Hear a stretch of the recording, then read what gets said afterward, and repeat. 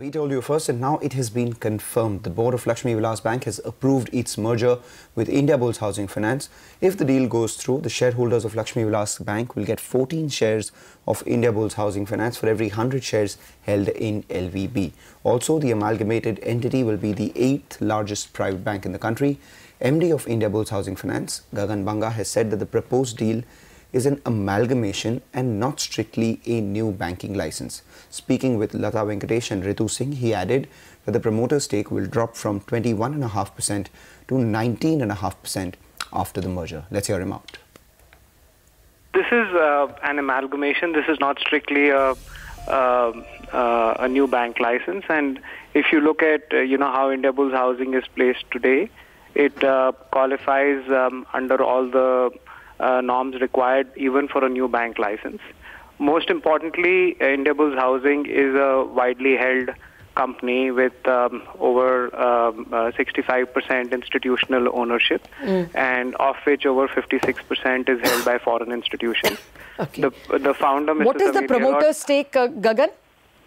The promoter stake currently is 21.5%. And how much will it? After the amalgamation, it will drop to about 19.5%. Okay. And during the scheme itself, we will undertake to the Reserve Bank that it will drop to below 15%.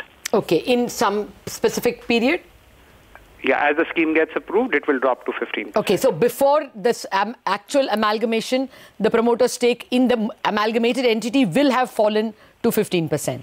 Yes. Okay. Did the Reserve Bank in your previous round tell you why they did not give you a license in 2013? So it was more a question of, a business plan at that point in time, since the emphasis, as I was made to understand, was to focus around either a rural housing, a rural finance, or microfinance kind of a thing.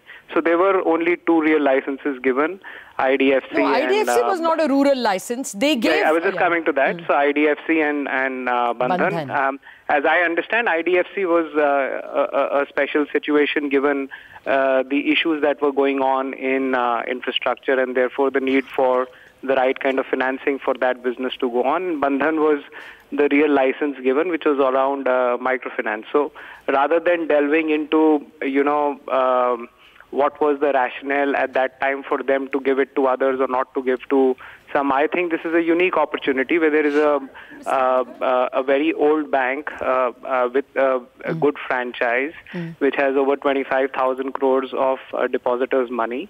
It is in requirement of capital. We are sitting at a very strong capital adequacy and a very strong liquidity. So the case that we are trying to present to the Reserve Bank is that neither the amalgamated entity nor Indiabulls Housing is really requiring any sort of a forbearance for them, neither for SLR, CRR, Did you nor speak for to them? ownership or anything. Have you spoken to RBI already?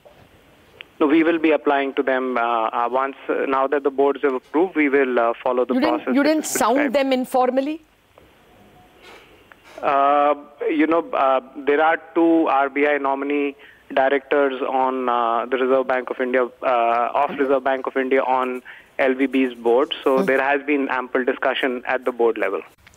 Okay, that is about the LVB and Indiabulls Housing Finance proposed merger. But Lata joins us with her editorial take.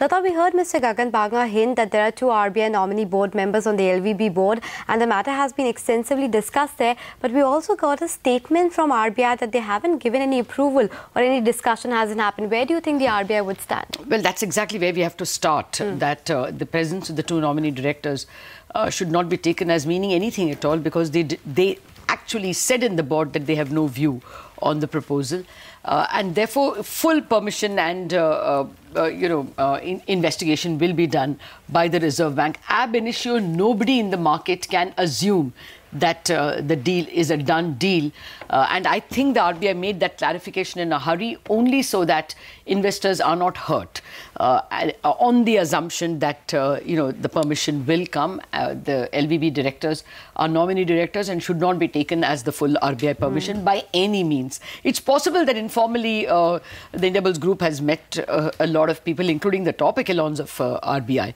but that's quite different from meeting and actually getting the RBI approval. And I'll tell you why I'm warning that we have to be prepared for either a yes or a no. It's a binary event.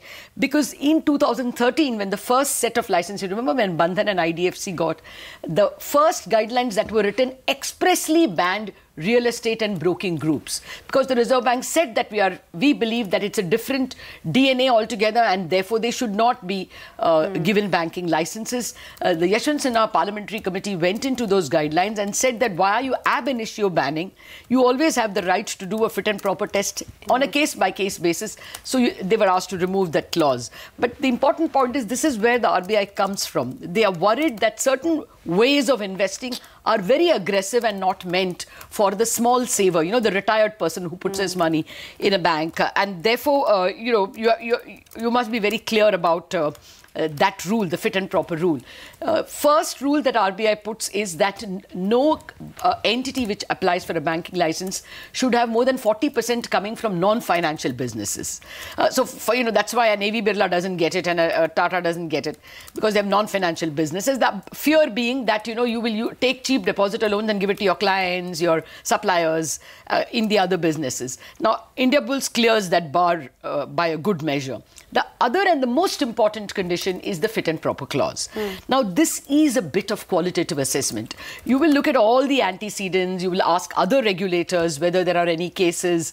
Everybody, CBI, ED, SEBI, everybody gets a request from RBI to check out if there are any instances where we should be worried about. Ultimately, what are you doing? Your retired grandfather would be putting an FD in a bank. Your maids would be having, your drivers, just about everyone. What I mean is unsavvy investors. A mutual fund investor is a savvy investor. So you don't need to do these checks. But a bank saver is a very unsavvy, the least common denominator saver. And that is why the Reserve Bank will go with a magnifying glass with everything that is attached to anyone who applies to a banking license. Even if they give the license, they will force a lot of conditions that ring fences the licensed entity from all other group companies to ensure that, it is run on completely regulated lines. It is run well. So that's why I want to urge that the deal is not done till it is signed off by the Reserve Bank, because in the past, there never has been an instance of a group with real estate and broking and such other connections getting a banking license. I just want to remind you that when Enam got merged into Axis Bank, the Enam shareholders got, I think, 3% of Axis shares. And they were entitled to a board seat, but Reserve Bank didn't allow them to get a board seat. So they have been very wary of people who have come from broking and real estate lines in the past. Now, of course, things have come a long way. We'll have to wait and see. But today, you must expect other small banks also to rise, because everyone will expect a request from some other NBFC. After all, it's a 36% premium to LVB's current price. So today, the rally is really the other banks as well.